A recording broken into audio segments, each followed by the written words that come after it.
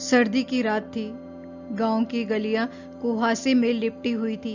चूल्हों की राख ठंडी हो चुकी थी और पक्षियों की चहचहाहट अभी दूर थी। इसी सन्नाटे में अर्जुन अपने घर की चौखट पार करता है। नंगे पांव, कांपती सांसों के साथ वो उस जंगल की ओर बढ़ रहा था जिसे गांव के लोग मृत्यु का दरवाजा कहते थे। कहते हैं उस जंगल में कदम रखने वाला कभी लौट कर नहीं आता, लेकिन अर्जुन को कोई डर नहीं था, या शायद उसके सवाल डर से बड़े हो चुके थे। वह जानना चाहता था कि आखिर ऐसा क्या है उस जंगल में जो सब कुछ लील जाता है। क्या वहां कोई भूत है, कोई शक्ति, या फिर कुछ ऐसा जिसे शब्दों में नहीं समझाया जा सकता। उस घने जंगल का वातावरण कुछ विचित्र सा था। पेड़ झुके हुए थे, मानो किसी अदृश्य बोझ को ढो रहे हों। झींगरों की आवाज और पत्तों की सरसराहट मिलकर एक ऐसी ध्वनि बना रही थी जो सीधे आत्मा को छूती थी। अर्जुन का दिल तेजी से धड़क रहा था। हर कदम पर उसके भीतर कोई अनकही चेतावनी गूंज रही थी, वापसी नहीं होगी। जैसे ही अर्जुन ने जंगल की सीमा पार की, हवा एकदम भारी हो गई।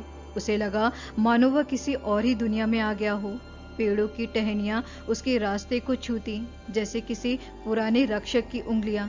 उसकी सांसें गहरी होती जा रही थी। वह आगे बढ़ता रहा। एक अदृश्य खिंचाव था जो उसे खींचे लिए जा रहा था। अचानक दूर कहीं घंटियों की धीमी आवाज सुनाई दी।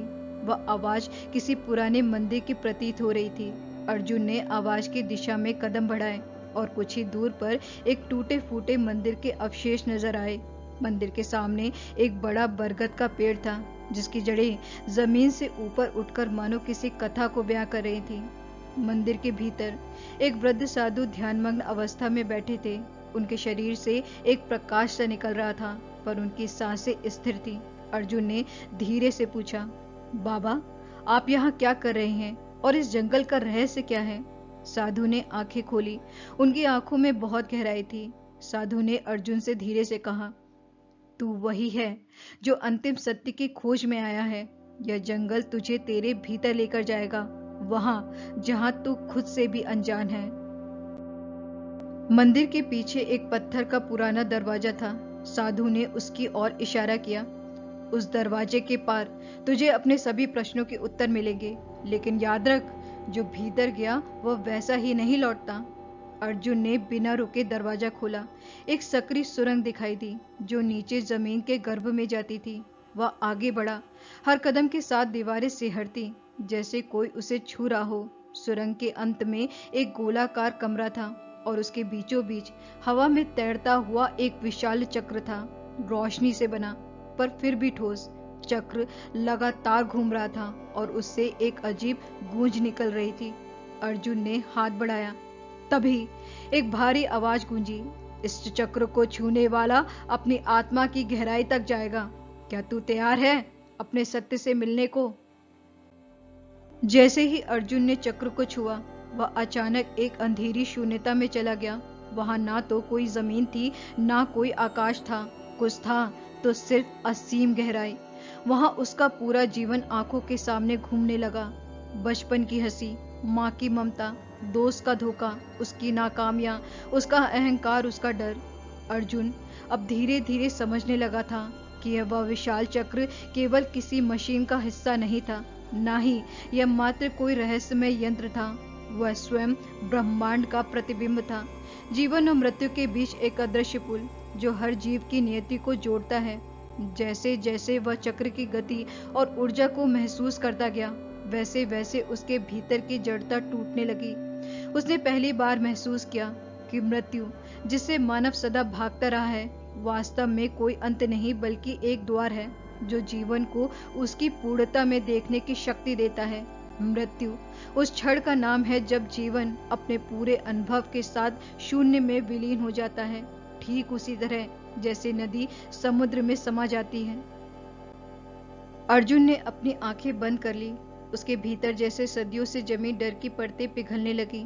सांस धीरे धीरे गहरी होने लगी और हर सांस के साथ जैसे वह अपने पुराने भय, अपने मोह और अनकहे पश्चातापों को छोड़ रहा था। उसे लगने लगा वह किसी पत्थर की तरह भारी था और अब धीरे धीरे वह हल्का होता जा रहा है। उस चक्र की गति जो पहले तेज थी अब मंद पड़ने लगी थी। एक शांत धुन जैसे वातावरण में गूंज रही थी, ना कोई आवाज, ना कोई शब्द, फिर भी एक गहरी पुकार थी, आत्मा की पुकार। उसने महसूस किया कि सुख और दुख, सफलता और असफलता, प्रेम और वियोग, ये सब जीवन के रंग हैं, लेकिन मृत्यु वह चलचित्र है जिस पर यह चित्र खींचा जाता है।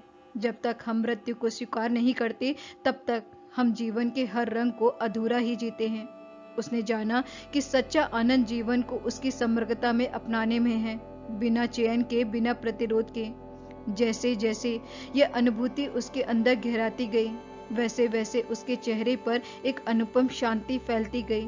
वह शांति जो केवल वही व्यक्ति पा सकता है जिसने मृत्यु को जीवन का उत्सव बना लिया हो।